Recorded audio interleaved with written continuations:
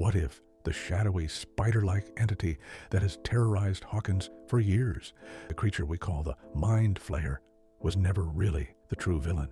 What if it's a puppet, a projection, or worse, a ghost of a future that's already been written? Before we plug back into the hive mind, one quick question for the comments. What's the one Mind Flayer scene that you can't get out of your head? Let us know what moment truly chilled you to the bone. All right, let's begin our descent into the shadows of Hawkins, because the truth about this monster might be stranger than anything we've seen in the Upside Down. Let's start with a theory that reframes the entire saga, one that places the origin of this cosmic horror, not in some distant, dark dimension, but in the heart of the show's most vulnerable character. The theory is this: the Mind Flayer is a psychic manifestation, a monster literally born from the trauma, imagination, and loneliness of Will Byers. It's not an ancient entity that found Will, it's an entity that is Will, or at least a twisted, powerful part of him. Here's where it gets really unsettling. The Upside Down, as we learn in Season 4, is frozen in time. It's stuck on November 6, 1983, the very day Will Byers went missing. Coincidence? In Hawkins, there are no coincidences. This single fact is the cornerstone of the theory. Why would an entire dimension be temporally locked to the moment of one boy's disappearance, unless that boy's consciousness was the very thing that shaped it upon arrival? Think of the Upside Down as a blank canvas, a place of raw, untamed potential. When 11 first made contact, she opened a pinprick door. But when Will was dragged in, his mind, supercharged with fear and a vibrant, Dungeons and Dragons-fueled imagination, was imprinted onto the very fabric of that reality. He didn't just enter the Upside Down. In a way, he created the version of it we know. He painted the canvas with his own nightmare. The monster he feared most, a Mind Flayer from his D&D campaign, became real because in that place, his thoughts had power. He was the new god of this empty world, and he populated it with his greatest fear. This is why the entity's form is so specific. It's a gigantic, spider-like creature made of swirling dark particles, a shadow monster. Where have we seen that before? We've seen it in Will's own drawings. He drew this thing. Before he was even fully aware of what was happening to him, his subconscious was sketching out the blueprint for his own tormentor. This isn't just a monster that looks like something from a game. It's a monster that exists because of the game, filtered through the terror of a lost child. The entity's obsession with Will then becomes not one of a predator for its old prey, but of a shadow trying to merge with its source. The primary evidence for the Will created it theory goes far beyond the frozen timeline and the drawings. It's woven into the very fabric of the Mind Flayer's behavior across every season. Let's rewind to Season 2. When the Mind Flayer finally reveals itself, who does it target with a ferocity and intimacy it shows no one else? Will Byers. It doesn't just want to kill him, it wants to possess him, to use him as a vessel, a spy.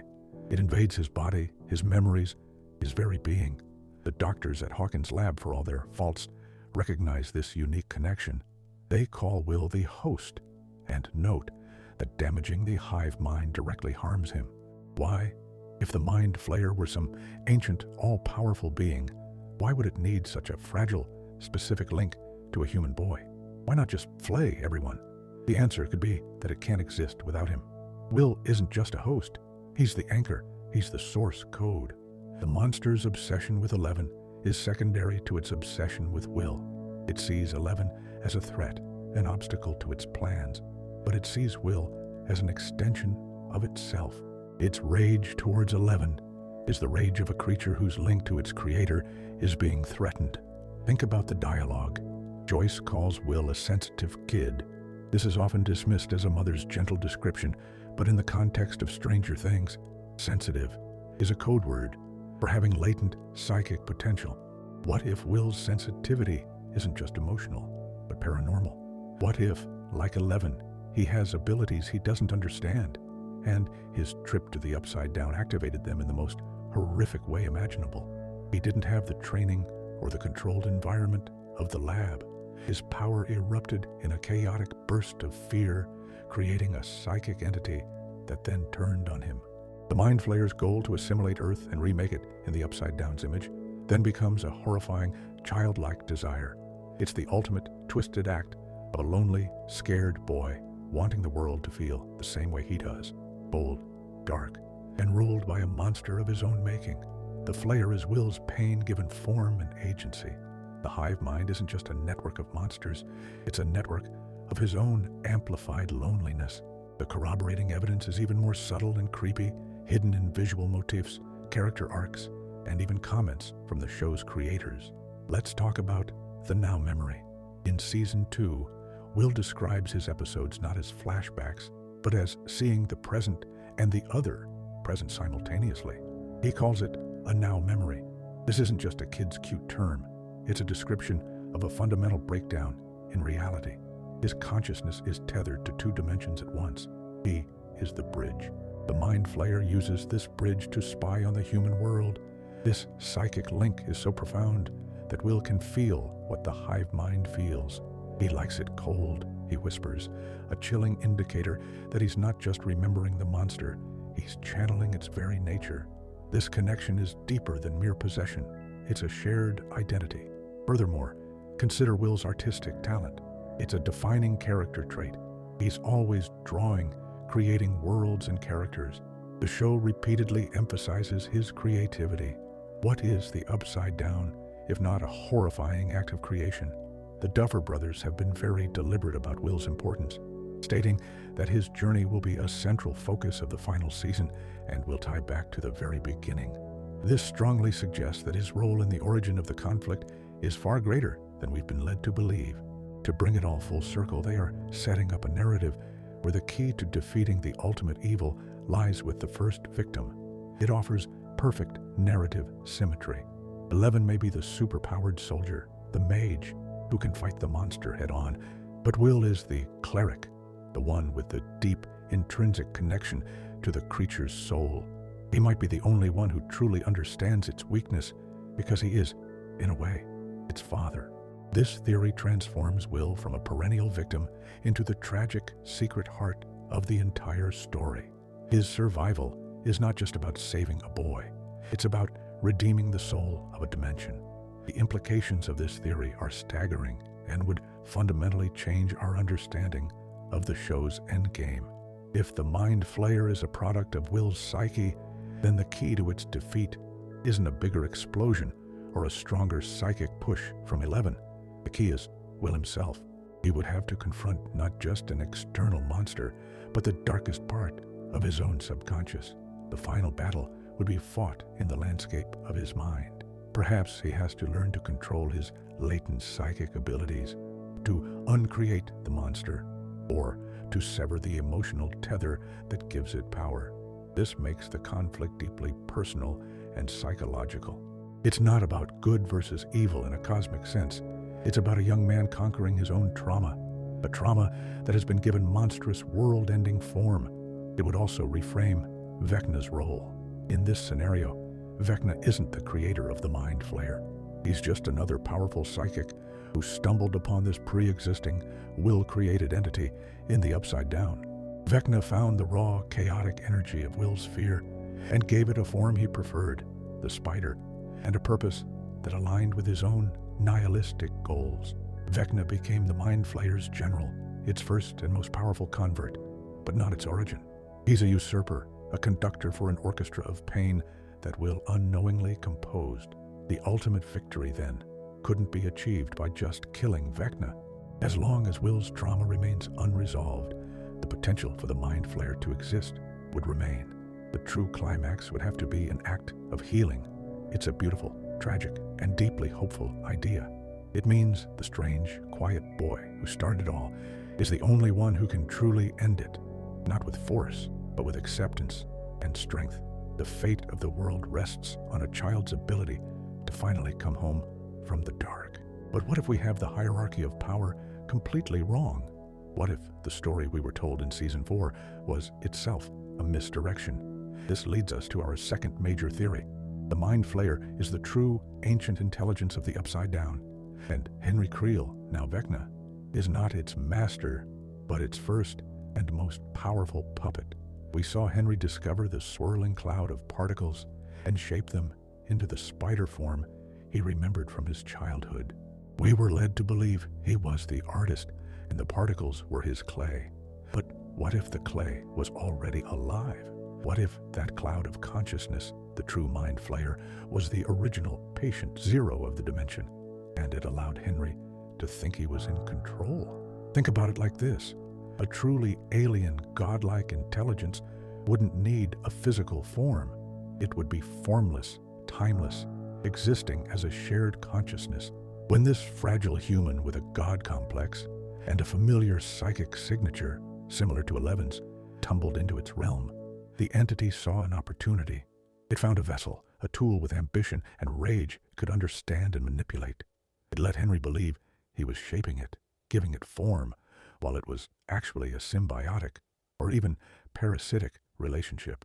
The Mind Flayer gave Henry the power to survive and build his kingdom, and in return, it got a general, a 5-star general, as Dustin theorized, to carry out its will. It got an avatar with a very human, very specific vendetta that it could use as a spearhead for its own, much larger invasion. This flips the script entirely. Vecna isn't the king. He's the court jester who thinks he wears the crown. He's the first flayed. The evidence supporting Vecna as a puppet is subtly layered throughout seasons 3 and 4. Let's analyze their goals. Vecna's motivation is personal, almost petty. He hates humanity. He despises the order and hypocrisy of the world he left behind. And he has a deeply personal vendetta against 11. His plan is to merge Hawkins with the Upside Down, to remake the world in his image. It's a villain plan, to be sure, but it's a very human one, driven by trauma and nihilism. Now, look at the Mind Flayer's goal in Season 3. It's not personal, it's biological. It's a consuming, assimilating force. It flays people, melts them down into biomass, and builds a gigantic physical body, a meat flayer, to establish a foothold on Earth. It's acting like a virus, a colonizing species. Its goal is expansion and consumption, not philosophical revenge. These two motivations don't perfectly align. Vecna's plan is strategic and targeted. The Mind Flayer's is all-consuming and chaotic. Why would Vecna, a being of supposed control and order, resort to such a messy biological method in Season 3? The answer: he wasn't in charge then. That was the raw Mind Flayer, the true entity, attempting its own invasion while its general, Vecna, was still trapped and perhaps biding his time in the Upside Down. The Mind Flayer's attempt failed because of 11, so the entity changed tactics. It fell back and empowered its most powerful piece on the board, Vecna. It's now letting Vecna lead the charge with his more human plan, because its own brute force method didn't work. Vecna's curse, his targeted killings to open gates, is just a more sophisticated delivery system for the Mind Flayer's ultimate goal of total assimilation. Furthermore, Dustin's theorizing in Season 2 should not be forgotten. He speculates that the Mind Flayer is a creature from a D&D manual, a being so ancient and powerful it's beyond the scope of the characters. He was likely closer to the truth than he knew. The show presented us with a human-centric villain in Season 4 because it's more relatable. But the cosmic, unknowable horror that Dustin first described is arguably far more terrifying.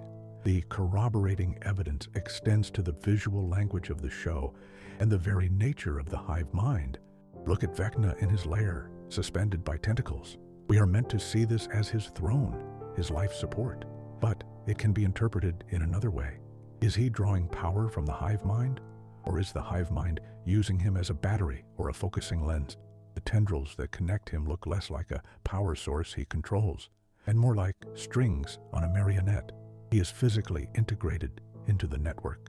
This visual suggests that he is not separate from the hive mind. He is a component within it. If he were its master, would he need to be so physically subjugated?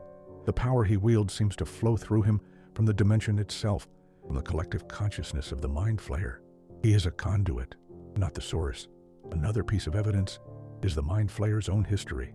It existed in some form before Henry Creel arrived. The particles were already there. They were already a collective consciousness. Henry just gave them a shape that was familiar to him. Some fans have pointed out that a spider is a predator, known for trapping its prey in a web and using it for its own purposes. What if Henry, obsessed with spiders, failed to see the irony? He thought he was the spider, but he was actually the fly, caught in the web of a much older, much smarter predator. The Mind Flayer let him build his palace and create his rules within the Upside Down, because it was all part of the trap. It fed his ego, empowered his rage, and pointed him like a weapon at the one thing that could threaten them both: 11. This would also explain the Flayer's seeming intelligence and strategic shifts. When the brute force attack in Season 3 failed, it retreated and allowed a new strategy to emerge through Vecna in Season 4. This isn't Vecna learning, it's the hive mind adapting, using a different tool for the same job. If this theory is true, the implications for the final season are dire. It means our heroes have been playing checkers against a chess grandmaster. They think they've found the king, Vecna, but he's just a rook or a knight.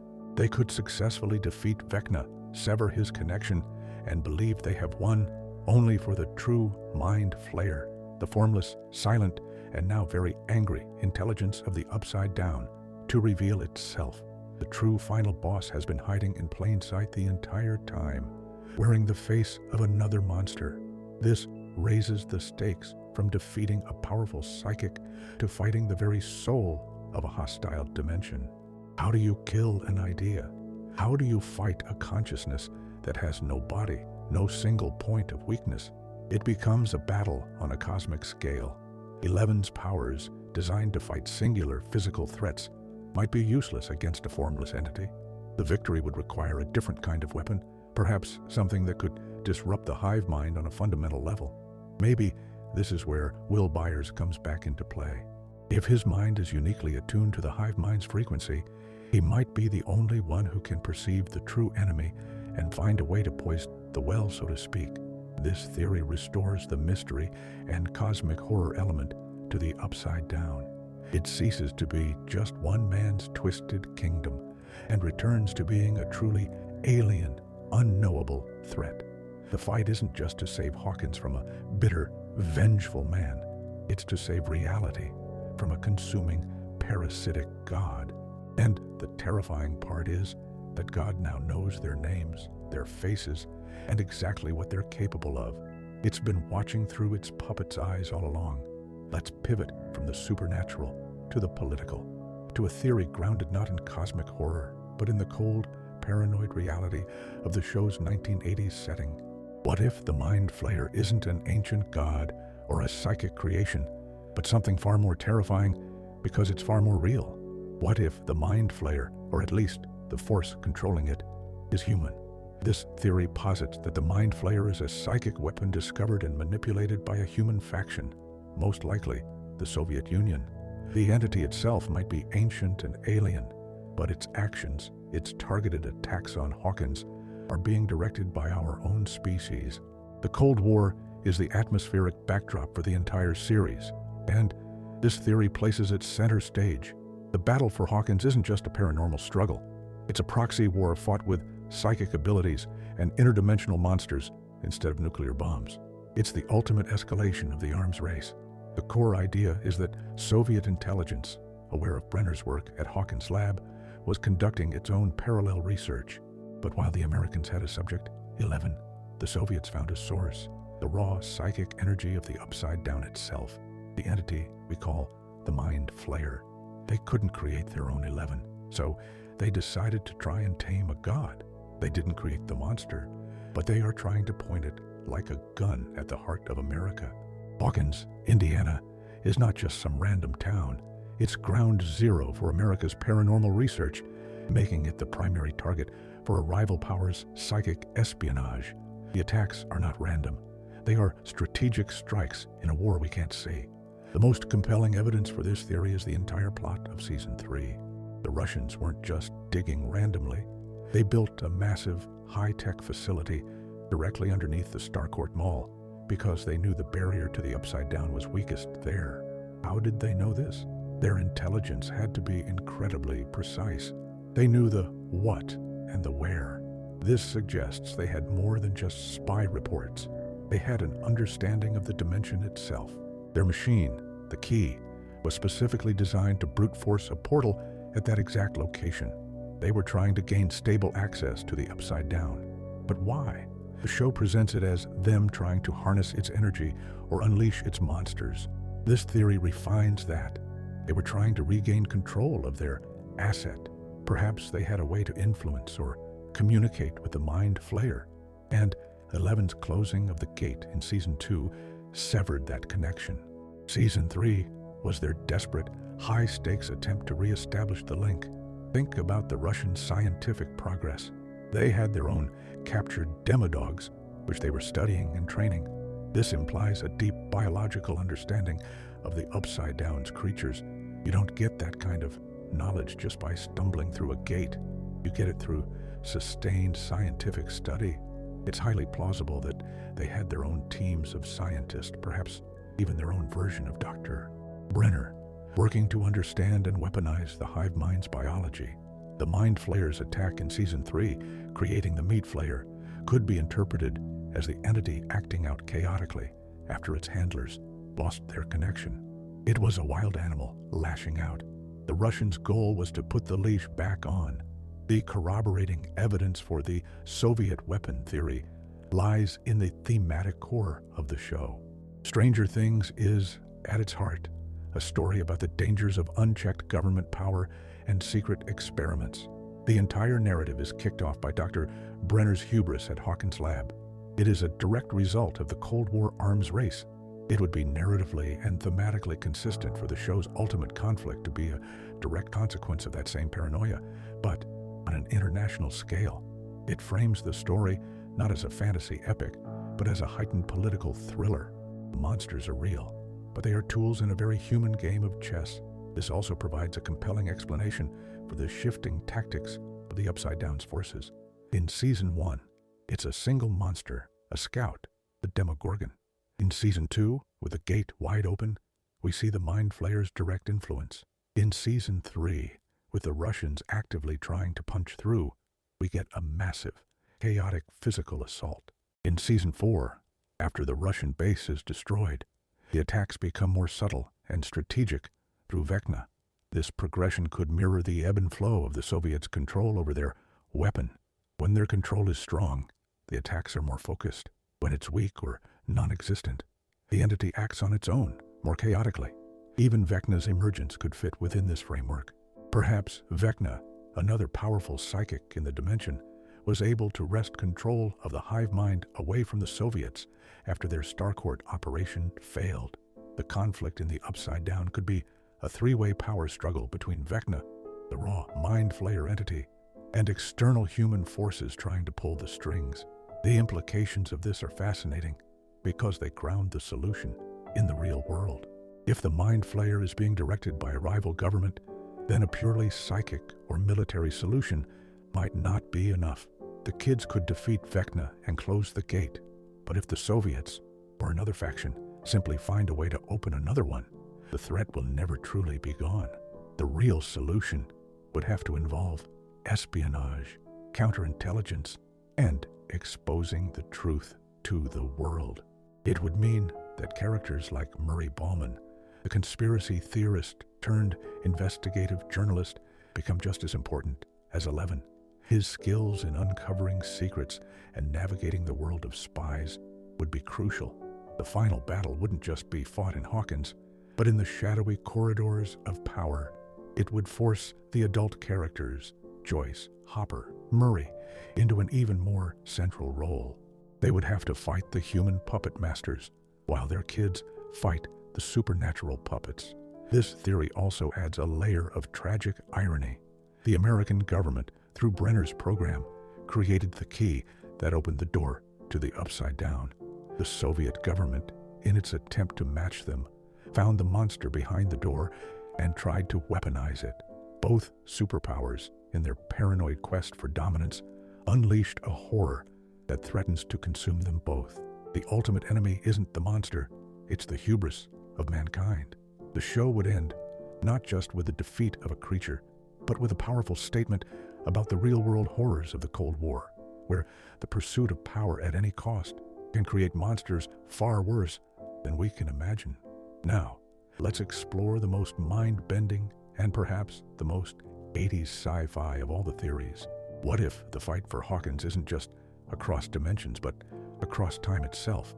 This is the time loop theory, which posits that the Mind Flayer is part of a temporal paradox, and the characters are unwitting actors in a cycle that has happened before and will happen again.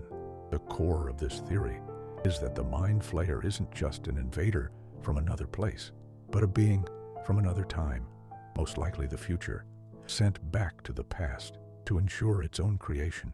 The events of the entire show are not a linear story of an invasion, but a closed loop where the beginning causes the end and the end causes the beginning. This transforms the story from a horror narrative into a tragic, deterministic puzzle box.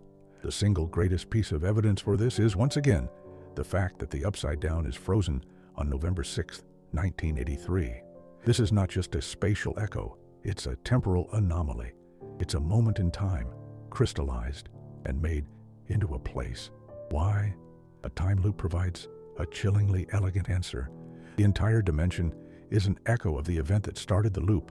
Clocks are a powerful and recurring motif throughout the series, especially in Season 4 with Vecna's grandfather clock.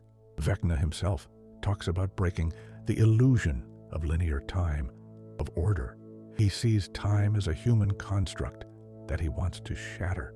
What if he isn't just being philosophical? What if he is, consciously or not, an agent of a temporal power? He's a monster who literally exists outside of the normal flow of time, living in a dimension that is a monument to a single, frozen day. His actions and the actions of the Mind Flayer are not just about conquering space, but about enforcing or altering a timeline. The evidence for a time loop is built on these temporal anomalies and paradoxes. Consider Will's now memories. He sees visions of the Upside Down not as a past trauma, but as a simultaneous reality. This could be a symptom of being unstuck in time, his consciousness flickering between different points in the loop. The Mind Flayer's apparent prescience could also be explained by this. It always seems to be one step ahead, anticipating the hero's moves. This isn't just strategic genius, it's because it has seen these moves before. It's playing a game where it already knows the outcome because it's living through the loop again and again. The goal of the Mind Flayer in this scenario becomes terrifyingly complex. It might be trying to ensure its own creation. Perhaps in the original unaltered timeline, something different happened. Maybe the Mind Flayer was never created.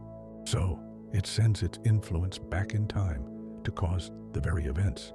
11 opening the gate, Will getting trapped, Vecna's rise that will lead to its eventual birth. The characters, in their heroic efforts to fight it, are actually playing their parts perfectly, ensuring the future they are trying to prevent. Every victory they've had might just be a necessary step in the cycle, pushing them closer to the inevitable outcome. This is a classic trope of tragic science fiction, where the hero's struggles against fate only serve to seal it. Who or what is the Mind Flayer in this future? The possibilities are chilling. Could it be a future, corrupted version of 11's own power, a sentient psychic energy that has grown beyond her control and now seeks to ensure its own genesis? Could it be a collective consciousness born from a future apocalypse that it is now trying to cause? The scariest possibility is that the identity of the Mind Flayer is irrelevant. It is simply a function of the loop, a paradox that must exist for the timeline to remain stable. The corroborating evidence comes from the show's love of 80s movie tropes. Time travel and causal loops were staples of the era's science fiction, from the Terminator to Back to the Future. It would be a fitting and climactic homage for Stranger Things to reveal that its entire mythology is built around such a concept. The Duffer Brothers have repeatedly stated that the answers to the show's biggest mysteries are rooted in the very beginning. A time loop is the ultimate way to make that true, as the beginning and the end would be literally connected. Let's look at the dialogue again. When Hopper is trapped in Russia, he talks about the idea of a curse, of being stuck. This is echoed by Vecna's talk of breaking the chains of time and order. The show is saturated with language of cycles, curses and breaking free from the past. A time loop would make this thematic language literal. Every time a clock chimes, every time a character references a past event, it could be a subtle hint that they are trapped in a narrative that is repeating itself.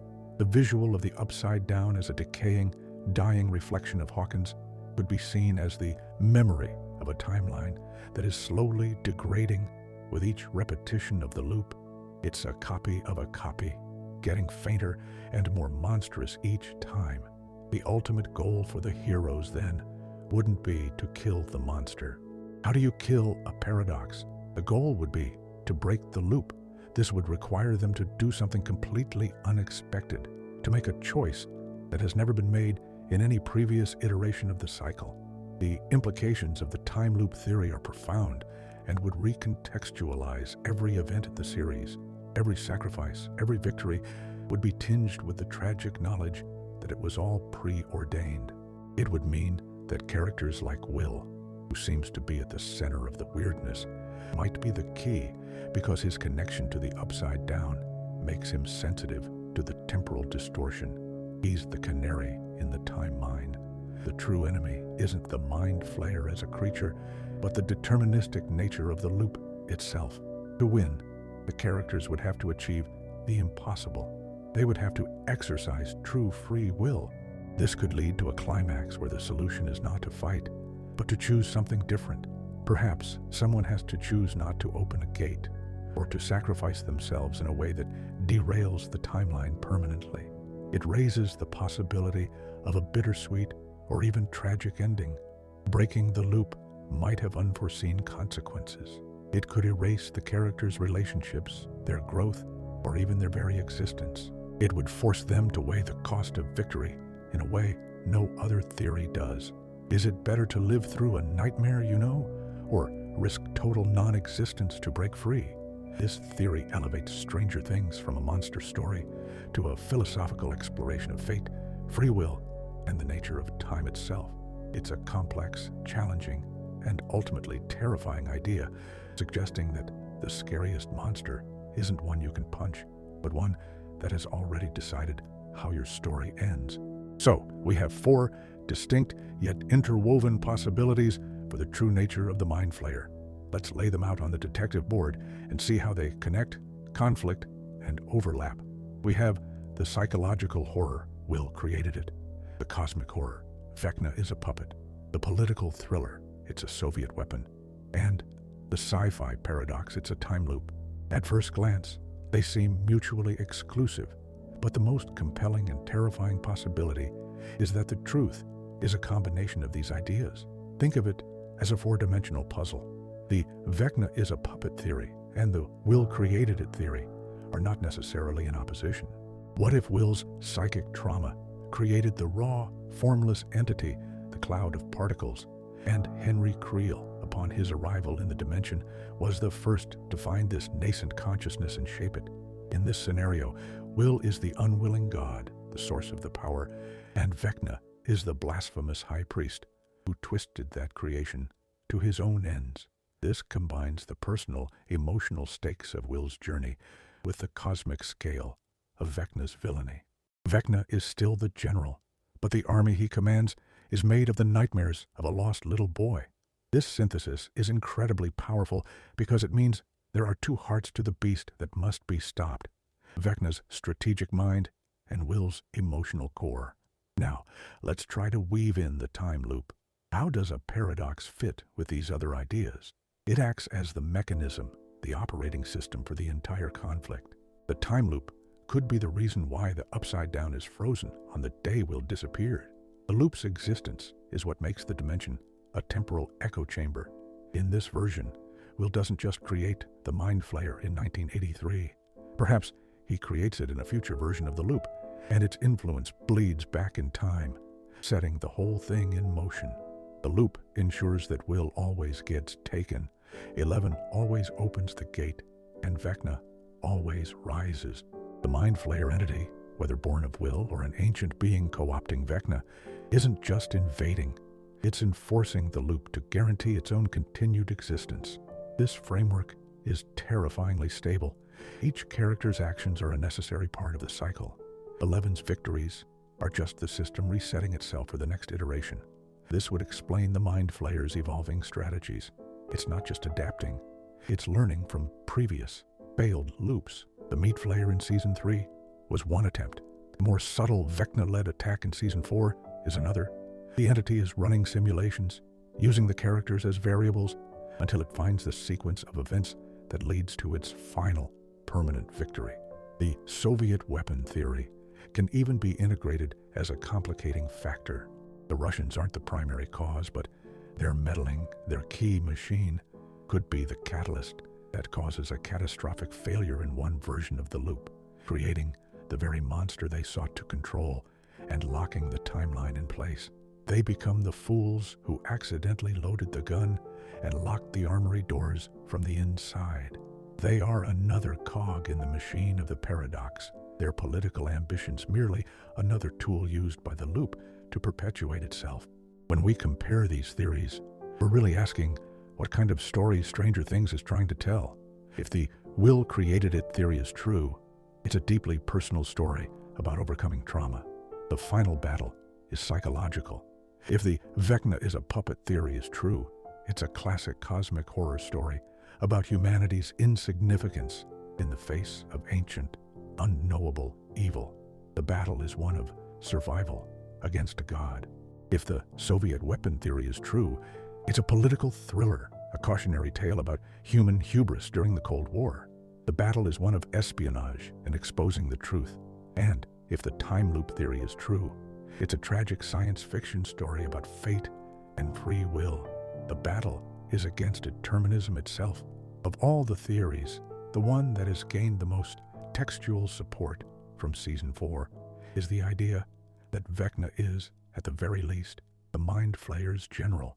Shinsu, his shaping of the particles is the most direct origin story we've been given. However, the show leaves it deliberately ambiguous. He finds the particles. He doesn't create them from nothing. This leaves the door wide open for the Vecna is a puppet interpretation. The will created it theory, however, holds the most narrative promise for a satisfying conclusion. It brings the entire story full circle back to the boy in the shed and makes the emotional core of the show, the love and friendship surrounding Will, the ultimate weapon. It provides perfect symmetry. The time loop is the wild card.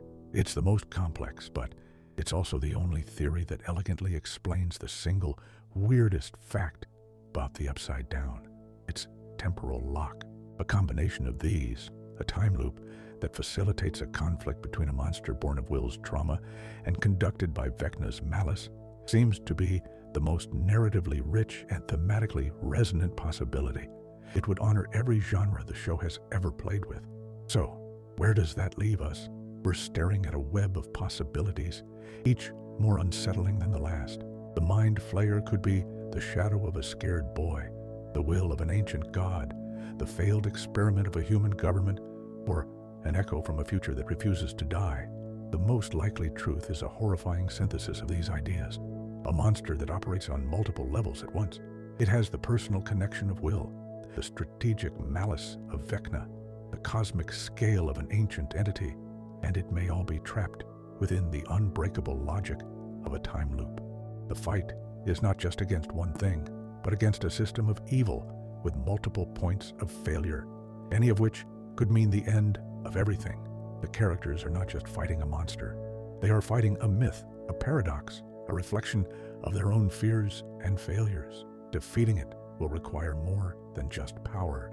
It will require understanding the nature of the beast, untangling the knot of its origin, and finding a way to do the one thing the loop, the monster, and fate itself doesn't expect. After sifting through all the evidence, all the timelines, and all the theories from the psychological to the cosmic, one final haunting question remains. Is the Mind Flayer a monster that can be killed with psychic power and homemade bombs? Or is it something more elemental, a shadow that is only given form by the people it touches? Perhaps the ultimate horror of the Mind Flayer isn't that it's a creature from another dimension, but that it's a mirror. And to defeat it, the heroes will have to confront the darkest parts, not of the Upside Down, but of themselves.